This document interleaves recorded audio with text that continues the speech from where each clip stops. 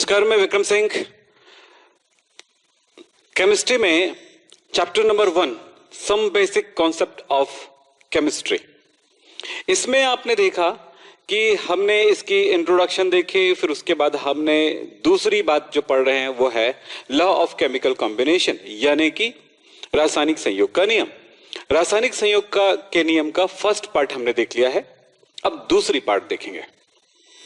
हमें वो first part में दो नियम हमने पढ़ा है। पहला हमने पढ़ा है कौन सा? द्रव्य की अविनाशता का नियम, लॉ ऑफ मास कंजर्वेशन, और दूसरा हमने पढ़ा है लॉ ऑफ कांस्टेंट प्रोपोर्शन, यानी कि स्थिर अनुपात का नियम। तो ये दो नियम आपने पढ़े हैं और दोनों नियम आपको परफेक्टली समझ में आ गई है। और बेटा एक बात ध्यान रखो, अगर वो बात समझ में नहीं आती कोई बात, तो उस वीडियो को दोबारा भी देख सकते हो। दोबारा तो बिल्कुल समझ में आएगा, नहीं आता है तीसरे बार देख सकते हो। ध्यान रखो कि ऑनलाइन क्लास ऑफलाइन क्लास से इसलिए बेहतर होता है क्योंकि उसे आप कई बार कर सकते हो। दूसरी बात यह भी होगी कि आपको नोट्स बनाने का भी बढ़िया चांस मिल जाता है, क्योंकि यहां पर जो लिखा रहता है उसको उपयोग करते हैं, ठीक है, और हम जो समझाते हैं उनको भी आप नोट करते हो। कुछ नोट्स हम बना बनाए भी हम सेंड करेंगे आपको आगे जाकर के हमारे ऐप के थ्रू, तो वो सारी चीजें आपको मिलने वाला है। सो आप एक काम करिए, बस अपनी कॉपी और पेन लेके बैठिए, कुछ कुछ चीजों को सीखते और समझते जाए। मैंने आपको पिछले क्लासेस में यानी कि कल की क्लास में आपको एटॉमिक नंबर, एटॉमिक मास भी आपको कराए हैं ताकि आप उसकी जरूरत समझ सकते हो। तो एटॉमिक मास की जरूरत है जो कि कल की क्लास में हो चुकी है, और अगर वो फर्स्ट क्लास नहीं पढ़े हो तो सेकंड क्लास में आपको थोड़ी तकलीफ हो सकती है। सो ध्यान रखेंगे, उस फर्स्ट क्लास को जरूर देखिए। और हर बार बोलूंगा कि शुरू से देखा करिए। अगर 10 दिन बाद भी एडमिशन लेते हो तो भी, और शुरू से करते हैं तो शुरू से तो कर ही रहे हैं। तो चलिए आज की क्लास स्टार्ट करते हैं। आप सब हमारे क्लास के साथ रेगुलर रहे और सबको वेलकम। आज की क्लास में हम देखेंगे यहां पर हम पढ़ रहे थे, यहां पर एक सबसे पहला पार्ट आएगा, वो है लॉ ऑफ मल्टीपल प्रोपोर्शन। तो ये क्या चीज है उनको देखें। लॉ ऑफ मल्टीपल प्रोपोर्शन, इसमें आप पढ़ोगे गुणित अनुपात का नियम। गुणित, मल्टीपल यानी गुणा होते जाना। 2 दूनी 4, 2 दूनी 4, 2 तिया 6, 2 चौके 8, इस टाइप का, या 1 2 3, 2 4 6 8, 3 6 9, इस टाइप की कुछ कॉम्बिनेशन आएगा। एक छोटा सा एग्जांपल देता हूं, बाकी एकदम क्लियर समझ में आ जाएगा ये सिद्धांत, और जो लिखा है वो भी मैं आपको क्लियर कर दूंगा। देखिए कि कोई दो एलिमेंट्स हैं मेरे पास, मान लेते हैं कार्बन और ऑक्सीजन है। ये दोनों के रिएक्शन से ये भी बनता है और ये भी बनता है। दो अलग अलग चीजें, कार्बन मोनोऑक्साइड, कार्बन डाइऑक्साइड। एक और एग्जांपल देख लेते हैं। सल्फर और ऑक्सीजन के रिएक्शन से SO बनता है, SO2 बनता है, SO3 बनता है। अब यहां पर क्या देख रहे हो? यहां पर देख रहे हो कि कार्बन और ऑक्सीजन का रेशियो जो है कैसे है। एक में CO में कार्बन 1, ऑक्सीजन 1, CO2 में कार्बन 1, ऑक्सीजन 2। अगर मास के अनुसार देखा जाए तो, मास रेशियो देखा जाए तो कार्बन को कैसे याद किए हो? 6 12, यानी एटॉमिक मास 12। ऑक्सीजन को कैसे याद किए हो? 8 16, एटॉमिक मास 16। इसी का यूज है ना, एटॉमिक मास का यूज है। तो इसमें कार्बन है 12, इसमें भी कार्बन का मास है 12, 12 12। लेकिन ऑक्सीजन का मास इसमें कितना है? एक ऑक्सीजन होने की वजह से 16, जबकि यहां पर कितना है? 32। इस तरह से अगर हम फाइनल देखें कि ऑक्सीजन रेशियो, ऑक्सीजन, कार्बन का मास निश्चित है जबकि ऑक्सीजन का मास अलग अलग है, 16 32, 16 एक बार और एक बार में क्या रहा है? 32। दूसरी तरफ से देखें तो हम कह सकते 16 1 जा, ये और कट जाएगा, तो ये सॉरी, हाँ जी, 16 1 जा और 16 2 जा। तो यानी ऑक्सीजन का रेशियो 1:2, यानी कि सरल रेशियो में है, सिंपलेस्ट रेशियो में है। यहां पर ध्यान दें, इस जगह पर अगर देखें तो वही बात यहां पर भी होने वाला है, और जिस इस रेशियो को मैंने पहले ही शो कर दिए हैं, ऑक्सीजन ऑक्सीजन के बीच में। अब देखो यहां पर आप एक बार और समझो, फिर उसके बाद बातचीत करते हैं। इसको मिटा देता हूं ताकि उस चीज के बारे में हम अच्छे से बात कर सकें। चलिए, क्या देखे आपने यहां पे कि सल्फर और ऑक्सीजन के रिएक्शन से 3 तरह के ऑक्साइड मिलते हैं, SO, SO2, SO3। हम ये क्या लिखा है तब समझ में आएगा जब इनको समझ लेंगे। इस जगह पर सल्फर और ऑक्सीजन का मास रेशियो देखते हैं, मास रेशियो यानी द्रव्यमान अनुपात।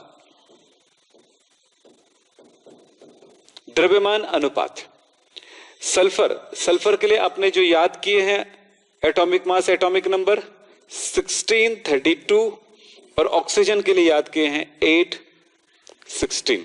आपको याद है ना, सल्फर 16, 32, ऑक्सीजन 8, 16। ये दिमाग में बैठा के रखिए, इसीलिए मैंने कहा था कल याद करके रखो। आप में से कितने स्टूडेंट हैं जो इनको याद कर रख चुके हैं? अच्छा, एक बात याद आ गई, संडे ऑफ रहता है ना, ध्यान रखिएगा। संडे कल है तो संडे ऑफ रहेगा। तो चलिए यहां पर ध्यान दें। सल्फर, अब मास रेशियो में जाओ तो सल्फर का क्या मास है देखो, 16 कि 32, 32। इसमें भी एक ही सल्फर है तो 32, इसमें एक सल्फर है तो 32। अब दूसरी जगह पे जाओ ऑक्सीजन में, यहां पर ऑक्सीजन 1 है तो 16, ऑक्सीजन 2 है तो 32, ऑक्सीजन 3 है तो 48, 16 3 48। अब देखो ऑक्सीजन और ऑक्सीजन के बीच आपस में अनुपात क्या है। सल्फर का रेशियो फिक्स है और ऑक्सीजन का रेशियो का आपस में अनुपात अलग अलग है। तो कितना है? 16, 32 एंड 48। इसका मतलब है 16 एकम 16, 16 दूने 32, 16 दिया 48। 16 1 जा 16, 16 2 जा 32, 16 3 जा 48। 1 2 3। तो ऑक्सीजन का आपस में अनुपात कैसा हुआ? सरल। अब इस चीज को मैं यहां पर आपको बोल के समझाता हूं कि ये नियम में क्या लिखा है। थोड़ा रिलैक्स हो जाओ। बिल्कुल जैसे जैसे आप आगे बढ़ते जाओगे नियमों में थोड़ी गहराई आती जाएगी। बच्चा ये सोचता है कि मैं तो इसको रट्टा मार लूंगा और सक्सेस हो जाऊंगा। रट्टा मारने वाला आज तक 10 तक तो बहुत बच्चे बहुत हायर मार्क्स लाए हैं, लेकिन आपने देखा होगा 10th का 95% वाला बच्चा भी 12th में वो 50 या 60% वाले बच्चे से भी पीछे हो जाते हैं। ऐसी हालत होती है। तो आपका मेमोरी काम नहीं आएगा यहां पर। मेमोरी प्लस आपकी लॉजिक, आपकी कॉन्सेप्ट, आपकी समझ, आपकी लर्निंग, सब कुछ साथ देगा, तब जाकर के आप सक्सेस होंगे। यानी आप यहां पर नहीं सोच सकते कि रट्टे से तो आप एक बार पास भी हो सकते हो, लेकिन सक्सेस और पास में बहुत अंतर है। ये बात मैं आपको हमेशा बोलता हूं और आपको सुनना भी पड़ेगा और आपको मानना भी पड़ेगा। और बात मेरी नहीं मानेंगे तो आप जानेंगे आपकी प्रॉब्लम है, आपका फ्यूचर है, आपका भविष्य है। आप जैसा सोचते हो वैसा आप कर सकते हो, लेकिन एक टीचर ईमानदारी से जो बोल रहा हो उसको आप बिल्कुल सुनो। तो चलिए यहां पे बात करते हैं। जो कहा गया है यहां पर कहानी, उसको समझो। दो तत्व संयोग करके दो या दो से अधिक, दो तत्व संयोग करके, मैं उधर भी बताऊंगा उधर भी समझाऊंगा। दो तत्व संयोग करके दो या दो से अधिक कंपाउंड बनाते हैं, यौगिक बनाते हैं। दो एलिमेंट, यहां पर मैंने लिया सल्फर और ऑक्सीजन, वो आपस में रिएक्शन करती है। तो रिएक्शन करके या कंबाइन होकर के, संयोग करना मतलब कंबाइन होकर के दो या दो से अधिक यौगिक बनाती है। देखो 3 कंपाउंड बना रहा है। मैंने कार्बन और ऑक्सीजन में लिया था तो 2 कंपाउंड बना रहा था, तो यहां पर 3 कंपाउंड बना रहा है, देख लें।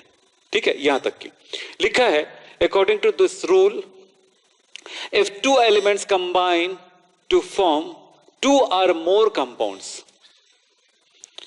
2 एलिमेंट्स आपस में कंबाइन होकर के 2 या अधिक कंपाउंड्स बना रही, 3 कंपाउंड बना रही है। देखते जाइए। फिर कहा जाता है एक तत्व की भिन्न भिन्न द्रव्यमान दूसरे तत्व के निश्चित द्रव्यमान से संयोग करती है। एक तत्व ऑक्सीजन का अलग अलग जो मास है दूसरे तत्व के एक निश्चित द्रव्यमान यानी सल्फर के एक निश्चित मास से संयोग करती है।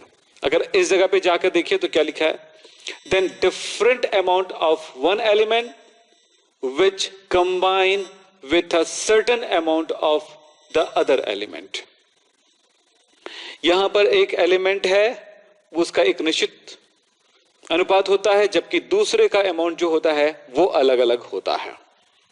फिर बोला जाता है, ये बात हो गई, क्लियर हो गया, दोनों ये निश्चित है जबकि ये अलग अलग है. फिर बोलता है, करती है, जो आपस में सदैव सरल अनुपात में होता है, जो अलग अलग अनुपात में होता है, जो दूसरे तत्व है, जो है ना, भिन्न भिन्न तत्व जो होता है, देखो एक तत्व भिन्न भिन्न द्रव्यमान जो दूसरे तत्व के निश्चित द्रव्यमान से, एक तत्व का भिन्न भिन्न द्रव्यमान दूसरे तत्व के निश्चित द्रव्यमान से संयोग करती है, तो ये पहला जो तत्व है, ये इनका ये जो भिन्नता जो होती है, द्रव्यमान में अंतर जो होता है, मास में जो अंतर होता है, वो एक सरल अनुपात में होता है, सिंपल रेशियो में होता है, या गुणित अनुपात होता है. तो सिंपल रेशियो देखो ये अलग अलग है, लेकिन फाइनली इसका रेशियो कैसा है, 1:3 में ही है. यही बात इसमें कहा जा रहा है, इसको एक बार समझो, करो.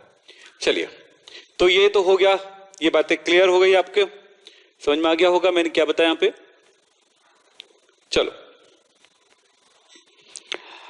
ऐसे ही आपके बुक में एक एग्जाम्पल और दिया जाता है, तो मैं इसी एग्जाम्पल को आपको समझाता हूं. बहुत सारे बुक में अलग अलग एग्जाम्पल्स होते हैं, तो आपको जो एग्जाम्पल आपको पसंद आए वो कर सकते हो आप. कैसे समझाओगे ये भी आपको बता देता हूं. चलो,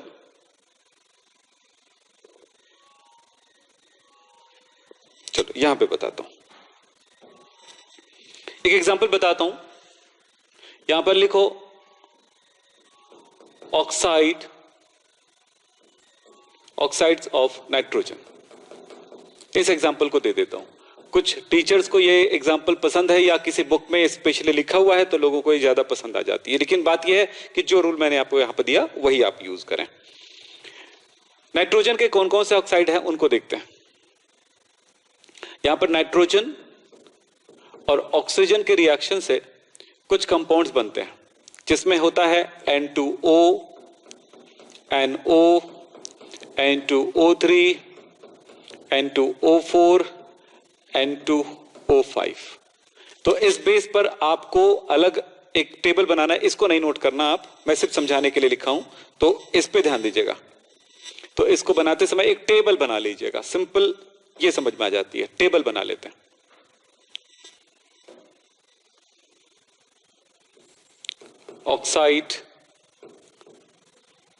ऑक्साइड्स ऑफ नाइट्रोजन. नाइट्रोजन के कौन कौन से ऑक्साइड है ये यहां पर लिखेंगे, ठीक है. यहां पर लिखेंगे कि नाइट्रोजन और ऑक्सीजन का मास रेशियो क्या है. नाइट्रोजन और ऑक्सीजन का मास रेशियो लिखेंगे. फिर एक बार सिंपल रेशियो लिखेंगे. फिर फाइनली नाइट्रोजन ऑक्सीजन का आपस में रेशियो लिखेंगे, ठीक है. चलो देखें, नाइट्रोजन कौन कौन सा ऑक्साइड बनाता था. First N2O, second NO, N2O2 भी लिख सकते हैं, यहां पर NO के फॉर्म में ज्यादा स्टेबल है इसलिए यह लिखा जाता है. N2O3, N2O4 and N2O5. थोड़ा सा मैनेज कर देता हूं इसको.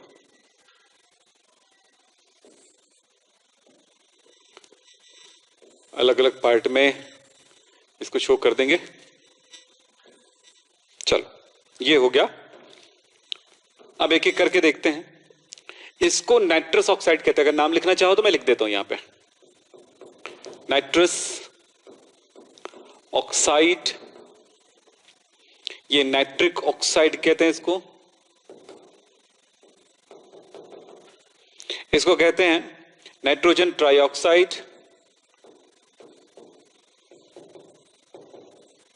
हिंदी मीडियम वाले बच्चे भी इसी तरह से लिखेंगे, ध्यान रखिएगा. इसमें अगर आप भी से इसको हिंदी में लिखना शुरू करेंगे कखा गखा में, तो गलत हो जाएगा, आप समझ नहीं पाएंगे. फिर यहां पर आप देखेंगे नाइट्रोजन, ये कितना है, टेट्रा टाइम्स, तो nitrogen tetra oxide.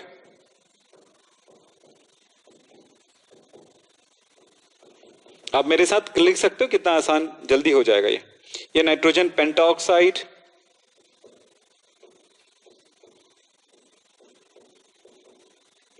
Oxide. Okay, ये आप नोट कर सकते हो।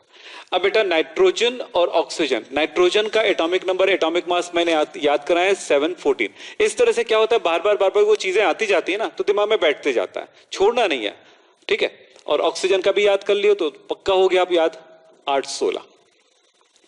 अब देखो यहां पर नाइट्रोजन 2 है तो इसका कितना होगा 14, कितना 14, 14 दूनी 28, 28 हो जाएगा, ये 28 हो जाएगा, 28। इसमें नाइट्रोजन कितना है 14, इसमें कितना है 28, 28, 28, ठीक है। अब ऑक्सीजन का मास इसमें कितना है, सब में देखो चेक करो एक एक करके, 16, एक है तो 16, 16 दूनी 32, इसमें 3 है तो 3, नहीं इसमें भी 16 होगा, नीचे वाला में ना, इसमें भी 16 होगा क्योंकि एक ही ऑक्सीजन है, 16। इसमें कितना है 3, 16 एकम 16, 16 दूनी 32, 16 तिया 48, ये 64 हो जाएगा और ये पंचे 80 हो जाएगा, 80, ठीक है। अब इसमें आप ये देखो कि कोई भी फिक्स नहीं है यहां पर, सिर्फ देखो 28 14 हो गया, 28 28। तो एक काम करो, इसको एक जैसा बना लो। तो एक जैसा बनाने के लिए इस वाले को मल्टीप्लाई करना पड़ जाएगा। तो हम एक को तो निश्चित रेशियो में लेना है, निश्चित अनुपात में लेना है, दूसरे का भिन्न भिन्न अनुपात है, अलग अलग रेशियो है। तो चलिए 28 को यहां पर 28, 16, यहां पर नेक्स्ट में क्या हो जाएगा 2 से मल्टीप्लाई कर दूंगा तो ये भी 28 हो जाएगा, बराबर रखना है। या फिर सबको 2 से डिवाइड करना पड़ेगा, इसको छोड़ देंगे तो 2 से डिवाइड करना पड़ेगा, दोनों में से कोई भी ले सकते हो, आपकी मर्जी। तो ये हुआ 28, इसको 2 से मल्टीप्लाई कर दिए तो ये होगा 32। अब बाकी तो वैसे की वैसे है, 28 सब में है, 48 यहां पर है 28, 64 और नेक्स्ट में है 28, 80, 80।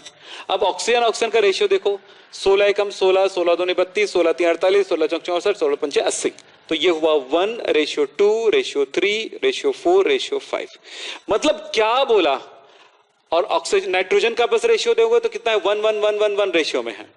तो एक का निश्चित अनुपात के साथ दूसरा जो है भिन्न भिन्न अनुपात रिएक्शन करती है। एक के निश्चित मास के साथ, एक के निश्चित द्रव्यमान के साथ दूसरे का अलग अलग द्रव्यमान यानी कि मास रिएक्शन करती है। यदि दो एलिमेंट आपस में संयोग करके 2 या 2 से अधिक यौगिक बनाती है, यदि दो एलिमेंट, दो तत्व आपस में कंबाइन होकर के 2 या 2 से अधिक कंपाउंड बनाती है, तो एक तत्व के निश्चित द्रव्यमान, एक एलिमेंट का निश्चित मास होता है, कांस्टेंट मास होता है, जबकि दूसरे का भिन्न भिन्न द्रव्यमान होगा, अलग अलग मास होगा, जो कि आपस में एक सिंपल रेशियो में होता है, सादा सामान्य सरल अनुपात में होता है। अब मैं इसको फाइनल एक बार और बोलता हूं, यदि कोई दो एलिमेंट आपस में संयोग करके 2 या 2 से अधिक यौगिक बनाती है, तो एक तत्व के निश्चित द्रव्यमान से दूसरे तत्व का, एक तत्व के निश्चित द्रव्यमान से दूसरे तत्व का भिन्न भिन्न द्रव्यमान संयोग करती है, जो कि आपस में एक सरल अनुपात में होती है। बिल्कुल परफेक्ट और सिंपल। तो आपने पूरे नोट कर लेने हैं, अपने नोट्स बनाने हैं। आप बना रहे हो कि नहीं ये भी देखो। नोट्स बनाना महत्वपूर्ण नहीं है, दिमाग में डालना और उस चीज को सीखना जरूरी है। ये क्लास 10th में भी पढ़े हो। चलो आगे चलें, ये बात क्लियर हो गया। आगे चलते हैं बेटा थोड़ा सा। तो ये चीजें मैंने यहां पर जो बताए हैं वो क्लियर है। जो लिखा होता है इसका मीनिंग होता है, जो लिखा होता है याद करके लिखना नहीं होता, रट्टा नहीं मारना होता है, समझ रहे हैं ना। 10th तक हमने रट्टा मार के भी बहुत अच्छे मार्क्स लाए हैं, लेकिन 11th में अगर इतने में 1 या 2 ही नहीं है, यहां तो हर चैप्टर इतना है कि एक 10th की पूरी बुक निकाल दे, इतनी भारी होती, इतनी ज्यादा चीजें होती उसमें, समझ रहे हो ना। मतलब अगर 10th को साल भर में पढ़े हो तो इसमें एक चैप्टर को पढ़ने में अगर उसी स्टाइल में पढ़ोगे तो पूरे साल भर भी लग जाएंगे। तो वो स्टाइल यूज नहीं करना है बेटा, यहां पर तो आपको सीखते हुए आगे जाना है। चलो आगे चलते हैं। क्लास अगर समझ में आ रही है तो बिल्कुल लाइक किया करो और अपने दोस्तों को शेयर करो, कुछ दिनों तक आपको शेयर करने के लिए वीडियोस मिलेंगे। चलो, व्युत्क्रम अनुपात, तुल्य अनुपात, या यूं कहते हैं रेसिप्रोकल प्रोपोर्शन या इक्विवेलेंट प्रोपोर्शन। व्युत्क्रम रेसिप्रोकल, तुल्य सीधा सा मतलब है बराबर, इक्वल। क्या है थोड़ा समझने की कोशिश करना ना। ये जो रूल है, इस रूल को कुछ बुक्स में नहीं दिया गया है, यहां पर मैं स्पेशली इसीलिए आपको यहां पर पढ़ाते समय यह कहूंगा, हो सकता है कि इस रूल को कुछ स्टेट बोर्ड इसको नहीं यूज करते होंगे, लेकिन आपको जानना जरूरी है। बोले सर जो कोर्स में नहीं उसको पढ़ के क्या करेंगे? याद रखना कुछ ऐसी भी चीजें होती जिसकी जरूरत नहीं आपके घर में फिर भी पड़ी हुई है, अचानक कुछ सालों बाद उसके उपयोग नजर आ जाते हैं और आपको खुशी देती है, आपके पैसे बच जाते हैं। वैसा ही कुछ चीजें होती हैं जो आपको यूज में आएगा। आपकी केमिस्ट्री के लिए महत्वपूर्ण कॉन्सेप्ट है ये, रूल है ये। तो चलो ये रूल क्या कहता है समझें। व्युत्क्रम अनुपात का नियम, इस नियम के अनुसार क्या है, इसको पढ़ने से पहले एक एग्जाम्पल कर लें तो पूरी बातें समझ में आएगी। एक बढ़िया सी चीज बताता हूं एक एग्जाम्पल दे करके। इस एग्जाम्पल को 2 बार समझाऊंगा, उसके बाद उनकी थ्योरी समझाऊंगा। ओके, तो उस चीज को अभी थोड़ी देर के लिए स्टॉप रखो, फिर आगे चलते हैं, फिर बातें करेंगे आगे। यहां पर एक ग्राफ के अनुसार हम देखेंगे, एक फिगर बनाएंगे। कार्बन और ऑक्सीजन, मैंने 2 एलिमेंट लिया, 2 अलग अलग एलिमेंट्स हैं। ये दोनों आपस में रिएक्शन भी कर सकती है, नहीं करती तो भी चलेगा। फिलहाल ये दोनों आपस में रिएक्शन कर सकती है, पर उन दोनों के बीच में रिएक्शन नहीं कराएंगे। 2 ये जो अलग अलग एलिमेंट्स हैं, ये तत्व है, इनकी रिएक्शन किसी थर्ड एलिमेंट से करा रहे हैं। ये मैंने लिया हाइड्रोजन। इन दोनों का रिएक्शन हम देखें, इन दोनों का आपस में रिएक्शन होगा। सो क्या बनता है, आप सबको पता है कि CH4 बनता है। इसमें कार्बन और हाइड्रोजन के बीच रेशियो कितना है? कार्बन 12 और हाइड्रोजन, एक हाइड्रोजन का मास होता है 1, तो 4 हाइड्रोजन का कितना हो जाएगा? 4 यहां पर देखो इन दोनों के रिएक्शन होंगे, तब बनेगा H2O। यहां पर हाइड्रोजन और ऑक्सीजन का रेशियो कितना है? 2 हाइड्रोजन है तो 2 और ऑक्सीजन का है 16। हाइड्रोजन को देखो, यहां पर 4 के मास में है और यहां पर सिर्फ 2 के मास में। हम यहां पर एक काम करेंगे, दोनों में ये हाइड्रोजन से रिएक्शन कर रही है, ये भी हाइड्रोजन से रिएक्शन कर रही है, तो इसके मास को दोनों तरफ बराबर होना चाहिए। यहां पर 4 ग्राम मान लो 4 ग्राम हाइड्रोजन से रिएक्शन हो रही है कार्बन की, इस तरफ 2 हाइड्रोजन का, 2 ग्राम हाइड्रोजन का, लेकिन उसको 2 ग्राम ना करके उसको हम 4 ग्राम ही करेंगे, तब जाकर के हम इस नियम की तरफ जा पाएंगे। सो हम क्या करेंगे, इसको 2 से मल्टीप्लाई कर दिए तो हमें क्या मिल गया? 4:32। अब दोनों तरफ हाइड्रोजन का मास इक्वल हो गया, दोनों तरफ हाइड्रोजन का मास इक्वल हो गया। अब देखो कार्बन इस तरफ से कार्बन 12 और इस तरफ से ऑक्सीजन 32 है। तो अगर मैं यहां पर यह देख रहा हूं कि कार्बन और ऑक्सीजन का जो मास रेशियो है वो कितना है?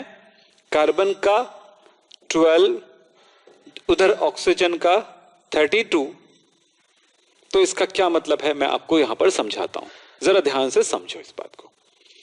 कार्बन और ऑक्सीजन 2 अलग अलग एलिमेंट्स किसी थर्ड एलिमेंट, 2 अलग अलग तत्व किसी तीसरे तत्व, एलिमेंट यानी तत्व होता है ना, 2 अलग अलग एलिमेंट्स किसी तीसरे तत्व के निश्चित मास के साथ, सर्टेन मास यानी निश्चित द्रव्यमान, कांस्टेंट उसके द्रव्यमान के साथ 2 अलग अलग तत्व, मैं 1 बार 2 बार 3 बार 4 बार बोलूंगा ताकि आपके दिमाग में उस चीज को कवर कर सको और उन लाइनों को समझो, मेमोराइज करो। क्या बोला? 2 भिन्न भिन्न तत्व किसी तीसरे तत्व के निश्चित द्रव्यमान के साथ संयोग करती है। कार्बन और ऑक्सीजन जो अलग अलग मास है 12 और 32 दिख रहे हैं आपको, वो हाइड्रोजन के निश्चित द्रव्यमान, देखो मैंने लिखा कार्बन 4 ग्राम और हाइड्रोजन को भी 4 ग्राम, AMU में होता फिर भी हमने 4 ग्राम बोल दिया, तो 4 से यानी कि बराबर मास से रिएक्शन करती है। तो इन दोनों के बीच में क्या आया? ये रेशियो आया। अब यहां पर समझने वाली बात है कि अगर मैं इन दोनों की भी रिएक्शन करा देता हूं आपस में, तो क्या मिलेगा? CO2 मिलेगा। और चेक करो इसके दोनों के बीच में रेशियो क्या आया। कार्बन का होता है 12 और ऑक्सीजन का होता है 16, 16 दूनी 32। देख रहे हो आप, ये बिल्कुल इतने के बराबर है। कुछ समझ में आया? यहां पर समझने वाली बात है, दो भिन्न भिन्न तत्व जब किसी तीसरे तत्व के निश्चित द्रव्यमान से संयोग करती है तो पहले दोनों तत्वों का जो मास का अनुपात होता है वही अगर वो दोनों आपस में भी संयोग कर ले तो सेम मिलेगा या उसका कोई मल्टीपल होगा या गुणक होगा। यही है इसका नियम और इसी जगह पे आपकी समझ मायने रखता है।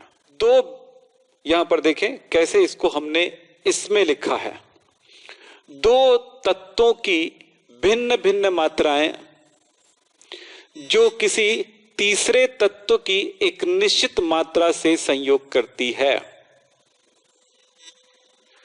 स्टेप्स पे ध्यान देना, दो तत्वों की भिन्न भिन्न मात्राएं, दो एलिमेंट्स की अलग अलग मास जो है तीसरे एलिमेंट के समान मास के साथ रिएक्शन करती है, इतनी लाइनें कहती हैं। तब क्या होगा?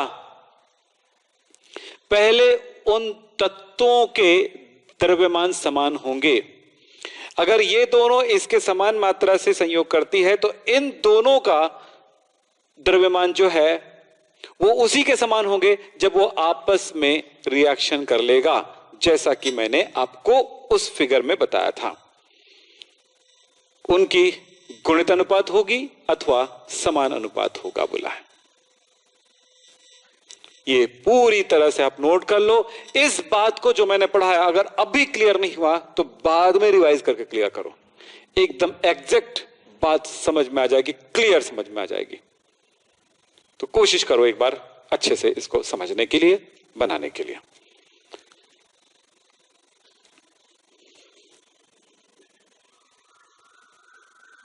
ठीक है, एग्जाम्पल मैंने जो लिखा है उस साइड उसको नोट कर लीजिएगा। यहां पर कुछ और भी एग्जाम्पल दिया गया है। यहां पर क्या क्या, हाइड्रोजन, सल्फर और ऑक्सीजन के बीच एग्जाम्पल में बताया गया कि अगर मेरे पास सल्फर और ऑक्सीजन है, हाइड्रोजन से रिएक्शन करती, ये दोनों रिएक्शन करती है और ये दोनों रिएक्शन करती है। इन दोनों के रिएक्शन से बनता है H2S और इन दोनों के रिएक्शन से बनता है H2O और इन दोनों के रिएक्शन से बनता है SO2। यही बताया गया उसमें।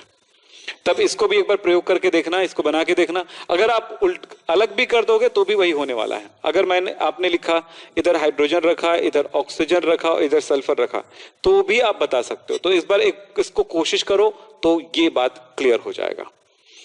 अब मैं आपको बोलूंगा, जो एक एग्जाम्पल मैंने बताया उसी एग्जाम्पल को दोबारा और तिबारा बताने से वो एकदम ज्यादा क्लियर हो जाता है। तो एक बार उसी एग्जाम्पल को और समझाता हूं ताकि बात समझ में आ जाए। याद रखना एक बात, प्रैक्टिस का मतलब होता है एक को ठीक से समझना, फिर उसके बाद और भी चीजों पे प्रैक्टिस करना, सो आप बेहतर कर पाएंगे। पूरी दुनिया की हर चीज को, एक मोबाइल को समझने के बाद आपको 20 मोबाइल अलग अलग समझने की जरूरत नहीं पड़ती है। एक को ठीक से समझने के बाद बाकी सबको कहीं ना कहीं आप ऑपरेट कर सकते हो। वही बात होता है, एक को समझना ठीक से, तब आप कर सकते हो। तो चलिए, एक को ठीक से समझा रहा हूं, अब मैं थोड़ा सा चेंज करता हूं कुछ चीजें। मैं ले रहा हूं यहां पे हाइड्रोजन और मैं ले रहा हूं ऑक्सीजन। कार्बन को मैंने यहां पे रखा। देखते हैं, नहीं पहले वही समझाता हूं, जो पहले समझाया था वो समझाता हूं, फिर ऐसे कुछ चेंज करके भी समझाऊंगा। ठीक है, जो पहले समझाया था ना वैसे पहले समझाता हूं एक बार। मैंने यहां पे क्या लिया था? कार्बन। यहां ऑक्सीजन भी ले सकते हो, इससे फर्क नहीं पड़ता। फिर मैंने ऑक्सीजन लिया। इसको इधर उधर पलट दोगे तो फर्क नहीं पड़ेगा इससे। इनका रिएक्शन किन के साथ हुआ था? हाइड्रोजन के साथ। CH4 बना। हाइड्रोजन और कार्बन का मास 4:12। यहां पर H2O बना 2 हाइड्रोजन और ऑक्सीजन का रेशियो 2:16। ये इसका बराबर होना चाहिए, दोनों में हाइड्रोजन को बराबर होना चाहिए मास। तो यहां पर कितना है? 2। यहां पर कितना होना चाहिए? बोला बराबर होना चाहिए। कार्बन और ऑक्सीजन इसके समान मास से रिएक्शन करती है। तो इसको करते हैं तो 2 से मल्टीप्लाई करना पड़ेगा। तो क्या मिला हमको? ये मिला 432। अब इस जगह पर इन दोनों का मास रेशियो क्या मिला हमें? कार्बन और ऑक्सीजन का मास रेशियो मिला 12:32। अब मैं एक काम और करा कि अब मैं ये देख लेता हूं कि क्या यही रेशियो मिलेगा इन दोनों के रिएक्शन करने से। तो मैंने देखा कि कार्बन और ऑक्सीजन की रिएक्शन से कार्बन डाइऑक्साइड बनता है। तो मैंने ये देखा कि कार्बन और ऑक्सीजन का मास रेशियो, कार्बन यहां पर 12 है और यहां पर 32 है, और देखो बिल्कुल सेम मिल रहा है। ये होता। चलो हो गया, आगे चलते हैं।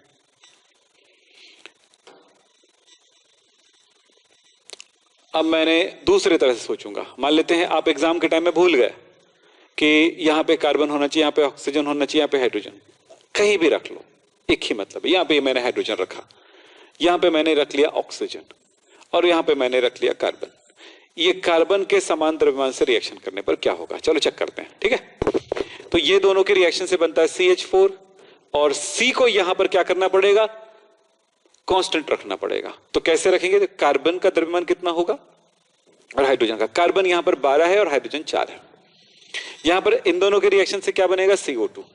कार्बन का यहां पर 12 है और ऑक्सीजन का कितना है? यहां पर 32। कार्बन और ऑक्सीजन, ठीक है। अब चलो, तो कार्बन का दोनों तरफ बराबर है, यानी कि यहां पर हो गया हमारे पास हाइड्रोजन है और यहां पर है ऑक्सीजन। तो हाइड्रोजन और ऑक्सीजन, कार्बन तो इक्वल हो गया ना। तो हाइड्रोजन इस तरफ कितना है? 4, और यहां पर कितना है? 32। इन दोनों के रिएक्शन करने से क्या मिलेगा? चेक करो, H2O बनता है। तो हाइड्रोजन और ऑक्सीजन का मास रेशियो कितना है? 2 और 16। तो देखो 4:32 मिला, इसके सरल गुणक होगा, यानी कि बिल्कुल उसी रेशियो के बराबर है, क्योंकि इसका रेशियो क्या मिल रहा है? 432। तो अगर मैं इसको 2 से मल्टीप्लाई कर दूं तो क्या मिला आपको? 432, यानी कि बिल्कुल वो प्रूफ होता है। तो यहां पर लिखा है या तो सरल अनुपात होगा या गुणित अनुपात में होगा। तो ये गुणित अनुपात में हो गया, क्योंकि 2 से गुणा करना पड़ा, 2 से मल्टीप्लाई करना पड़ा, तो गुणित अनुपात में हो गया, मल्टीपल रेशियो में हो गया। तो चलिए फिर आपके पास वही चीज जो लिखा हुआ है वो मैं आपको दिखा देता हूं। देखो क्या लिखा है, या तो समान द्रव्यमान समान होगा या उसके कोई गुणित होगी। देखो क्या लिखा है यहां पर भी, यहां पे क्वांटिटी विच दोज, कहां पे आपका आ जाता है? ये सिमिलर और इक्वल टू दोस लेटर्स। तो यहां पर भी यही बातें कही जाती हैं। चलिए, ये हुआ गुणित अनुपात। एक और बच गया हमारे पास, नंबर 5। कौन सा? Gay-Lussac's law of gaseous volume. Gay-Lussac's law of gaseous volume, Gay-Lussac का गैस आयतन संबंधी नियम। ये तो सबसे सरल। यह बोला गया है कि समान ताप एवं समान दाब पर, constant temperature and pressure, at constant temperature and pressure, समान ताप एवं समान दाब पर यदि रिएक्शन करने वाली रिएक्टेंट जो है, अभिकर्मक जो है, वो गैस है, अभिक्रिया करने समान ताप एवं समान दाब पर, टेम्परेचर और प्रेशर को चेंज नहीं कर रहे हैं ना, अभिक्रिया करने वाले पदार्थ गैस हो और बनने वाला पदार्थ भी गैस हो, तो उनके वॉल्यूम में एक सरल अनुपात होता है, सिंपलेस्ट रेशियो होता है। जो लिखा है मैं उसको इस तरह से यहां पर बता देता हूं। रासायनिक अभिक्रियाओं में गैस संयुक्त होती है, मतलब किसी अगर कोई रिएक्शन है और वो कैसा है, उसमें गैस रिएक्शन कर रही है। यदि कौन रिएक्शन कर रही है? गैस रिएक्शन कर रही है। क्या बोला गया है? कोई अभिक्रिया है जिसमें गैस रिएक्शन कर रही है या बन रही है, तो उनके आयतन हमेशा सरल अनुपात में होते हैं। लेकिन ये कंडीशन है कि सभी स्थितियां जो है उसकी समान होनी चाहिए, यानी जब सभी गैसें समान ताप एवं दाब पर हो। मतलब मैंने शुरुआत कैसे कहा था बोलते समय? समान ताप एवं दाब पर भाग लेने वाली, अभिक्रिया में भाग लेने वाले पदार्थ गैस हो, उत्पन्न होने वाला पदार्थ भी गैस हो, तो उनके अनुपात सरल अनुपात में होते हैं, उसके आयतन जो है सरल अनुपात में होते हैं, उसके आयतन सरल अनुपात में होते हैं। एक एग्जाम्पल यहां पर भी देखा गया, according to this rule when the gas is combined or formed in सिक्रिजन रिएक्शन। फिर देखो यहां पर एक चीज आती है, their volumes are in simple proportions. फिर लिखा गया है all the gases are in the same temperature and pressure conditions. बातें दोनों में, कभी भी दोनों में इसलिए लिख दे रहा हूं कि कुछ बच्चे इंग्लिश मीडियम में वाले भी हैं तो उनको भी समझ में आ जाए, कुछ बच्चे हिंदी वाले हैं तो ज्यादा हिंदी वाले हैं इसलिए ज्यादा ज्यादा कोशिश करते हैं कि हिंदी में समझाएं। ठीक है, तो चलिए अब यहां पर एक एग्जाम्पल दिया गया, उस एग्जाम्पल के अलावा भी बहुत सारे एग्जाम्पल हो सकते हैं। हाइड्रोजन गैस है, क्लोरीन गैस है और HCl भी गैस है। तब हाइड्रोजन और क्लोरीन के रिएक्शन से क्या बना, HCl बना। दोनों को बैलेंस कर दिया हमने, बैलेंस करने पर हमको मिल रहा है हाइड्रोजन, देखो 1 हाइड्रोजन है, 1 H2 है, 1 Cl2 है, 2 HCl है। तो उनके वॉल्यूम कितना है, ये 1 और ये 2, तो हो गया रेशियो क्या हुआ 1:1:2। एक सिंपल रेशियो है। इसे एक एग्जांपल और दे देता हूं मैं आपको कि N2 गैस है प्लस हाइड्रोजन भी गैस है, H2 गैस है। साफ साफ लिख देता हूं, थोड़ा सा मोटा है इसकी राइटिंग इसलिए थोड़ी सी परेशानी होती है। फिर दूसरी बात है 2NH3, यानी कि NH3 बनता है 2 टाइम्स, तो ये 3 हो गया। अगर इसका वॉल्यूम देखा जाए तो 1, 3, 2, तो रेशियो क्या हुआ 1:3:2, यानी कि रेशियो हो गया 1:2:3, यानी 1:3 के रेशियो में है, सरल अनुपात में है। यही है साइंस इसका। तो हमने क्या क्या देखा है शुरू से अंत तक, उन्हें एक बार फास्ट रिवीजन कर देते हैं, है ना, लॉ ऑफ केमिकल कॉम्बिनेशन का। फिर उसके बाद आज की क्लास वहीं पे खत्म करने वाले हैं। तो देखिए, चलिए शुरुआत करते हैं। कल से हमने जो देखा उनको देखते हैं। रासायनिक संयोग का नियम कहता है कि कोई रासायनिक अभिक्रियाएं संपन्न होने के लिए जिन नियमों का पालन करती है उन्हें हम रासायनिक संयोग का नियम कहते हैं। इसमें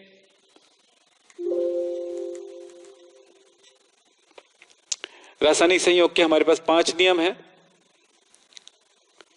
द्रव्यमान की अविनाशता का नियम, दूसरा स्थिर अनुपात का नियम, तीसरा गुणित अनुपात का नियम, चौथा व्युत्क्रम अनुपात का नियम और 5वां है गैलो-सैक्स लॉ। हमने आपको बताया था कि इन एलिमेंट्स का आपको एटॉमिक नंबर, एटॉमिक मास आपको याद करना है। कल की क्लास में सारी चीजें हुई है, बिल्कुल आपको कैसे करना है मैंने पूरी तरह समझाया। फिर नियम पहले में जाते हैं, द्रव्यमान संरक्षण का नियम। इस नियम में कहा जाता है कि अभिक्रिया में भाग लेने वाले पदार्थों का कुल द्रव्यमान उत्पन्न होने वाले पदार्थों के कुल द्रव्यमान के बराबर होता है, या किसी रासायनिक अभिक्रिया में उत्पन्न पदार्थ का कुल द्रव्यमान भाग लेने वाले पदार्थ के कुल द्रव्यमान के बराबर होता है। यानी कि पदार्थ को न तो उत्पन्न किया जा सकता है और न ही नष्ट, केवल उनका रूपांतरण ही संभव है। फिर आता है स्थिर अनुपात का नियम, ये उनका प्रयोग था, लैंडॉल्ट ने उस प्रयोग को किया था। फिर बातें आती है कि स्थिर अनुपात का नियम। स्थिर अनुपात का नियम ये कहता है कि रासायनिक अभिक्रिया में किसी भी कंपाउंड में उसके जो अवयवी तत्व होते हैं, यानी कि उनके कंस्टिट्यूएंट एलिमेंट्स होते हैं, उनका द्रव्यमान में एक निश्चित अनुपात होता है, और चाहे उसे किसी भी विधि या किसी भी स्रोत से यानी सोर्स से उसको प्राप्त किया जाए, बनाया जाए। फिर आती है बातें हमारे पास, यही स्थिर अनुपात का नियम। फिर इसके बाद ये नियम, ये क्लास खत्म हो गया था। अब ये क्लास के अगले स्टेप आया, आज की क्लास गुणित अनुपात का नियम। यदि कोई दो तत्व आपस में संयोग करके 2 या 2 से अधिक यौगिक बनाता है तो एक तत्व का निश्चित द्रव्यमान होती है और दूसरे का अलग अलग द्रव्यमान होता है। जो अलग अलग द्रव्यमान वाले होते हैं ना, आपस में उसका द्रव्यमान सरल अनुपात में होता है, बिल्कुल आसान। फिर इसके बाद आता है तुल्य अनुपात का नियम, है ना, कौन सा, अच्छा इसको किसने दिया मैंने आपको बताना भूल गया, ये लिखा भी नहीं है। इसको J.B. रिचर ने दिया था, J.B. रिचर ने दिया था। 1790 ऐसा कुछ था, मुझे क्लियर याद नहीं है ये कब की बात है, एकदम क्लियर तो रहता नहीं किसी भी बुक में, किसी में कोई किसी में कोई, लेकिन 1700 के आसपास का है ये, ठीक है। इस नियम में क्या कहा गया है कि कोई दो एलिमेंट्स किसी तीसरे एलिमेंट के, यदि कोई दो तत्व किसी तीसरे तत्व के समान द्रव्यमान से संयोग करती है, तो पहले दोनों तत्वों का जो मास होता है, यदि वो आपस में संयोग कर ले तो या तो उसी अनुपात में होता है या उसका कोई सरल गुणक होता है। फिर आती है बातें गैलुसेक का। समान ताप एवं समान दाब पर अभिक्रिया में भाग लेने वाले पदार्थ यदि गैस है तो उत्पन्न होने वाला पदार्थ भी गैस है, तो उनके आयतनों में यानी कि वॉल्यूम में सरल अनुपात होता है। बस इतनी ही बातें थी। इतनी बातों को करने में कितना मिनट लगता है? ज्यादा से ज्यादा 5 से 10 मिनट। लेकिन रिविज पढ़ाई पूरे करते समय सही तरह समझने के लिए आपको 2 घंटे का मुझे समझाने में टाइम लगा, आपको समझने और याद करने और नोट करने में तकरीबन 3 घंटे का टाइम लगेगा। सो आप समझ रहे हो कि बहुत सारे टाइम तो कंज्यूम होंगे, लेकिन आपकी फ्यूचर इसी से बनता है। और आपको पता होना चाहिए सबसे सस्ता इन्वेस्टमेंट होता है जिंदगी में सक्सेस होने का, वो होता है एजुकेशन। जिन बच्चों ने एडमिशन नहीं लिए हैं हमारे क्लास में, उनको मैं कहूंगा, और जो बच्चे एडमिशन लेना चाहते हैं उनको कहूंगा कि एडमिशन ले लो। और एडमिशन लेने के लिए आपको मेरे एक नंबर है, वो नंबर मैं आपको बता देता हूं जिन्होंने नहीं लिया होगा। वो है 9644562030। यहां पर याद रखना, जिस स्टाइल में पढ़ाया जाता है, जिस गहराई में पढ़ाया जाता है, वो बच्चों को, पढ़ने वाले बच्चों को पढ़ाने का तरीका होता है। ठीक है। सो आप पढ़ने वाले बच्चे हैं इसलिए मैं बोल रहा हूं। और जो YouTube पर होता है वो होता है क्या है कि एक हमारा ब्रेकिंग न्यूज टाइप का। तो ब्रेकिंग न्यूज हमेशा सक्सेसफुल नहीं होता है, क्योंकि आपके दिमाग में उतनी चीजें, जैसे बोलते हैं ना 5 मिनट में 100 न्यूज, अब वो तुरंत निकलते जाती है, तो तुम लोग भी उसमें कुछ मैं पूछूंगा उसमें से कुछ क्वेश्चन तो नहीं बता पाओगे, तो वैसे किससे नहीं पढ़ा सकते। वो पब्लिसिटी के लिए बेस्ट होता है, वे लोगों के सामने एक मजे लेने के लिए बेस्ट होता है, लेकिन वो इफेक्टिव नहीं होता है। इफेक्टिव वो होता है जिसमें आपको सीखना है, सीखने की प्रक्रिया अलग होती है, मनोरंजन की प्रक्रिया अलग होती है, एंटरटेनमेंट नहीं होता एजुकेशन। एजुकेशन को एंटरटेनमेंट बनाया जा सकता है, जो मैं कोशिश करता हूं आपको। ठीक है, तो चलिए, तो इस नंबर पर आप कॉल करके कर सकते हैं, लेकिन जब भी कॉल करेंगे याद रखना सुबह 10 से 10 AM to 4 PM के बीच में आप हमें कॉल करके कर सकते हैं। दूसरी बात है, जो भी हमसे मांगना होता, किसी को बुक्स नहीं मिला है, किसी को नोट्स नहीं मिला है, किसी, तो इसी टाइम पे आप करेंगे। हमें भी जीने का अधिकार है, हम अपने अधिकार के लिए लड़ेंगे। संडे हमें छुट्टी चाहिए। ठीक है, तो आज की क्लास यहीं पे समाप्त करते हैं। नमस्कार, थैंक यू, धन्यवाद। फिर मिलेंगे नेक्स्ट क्लास।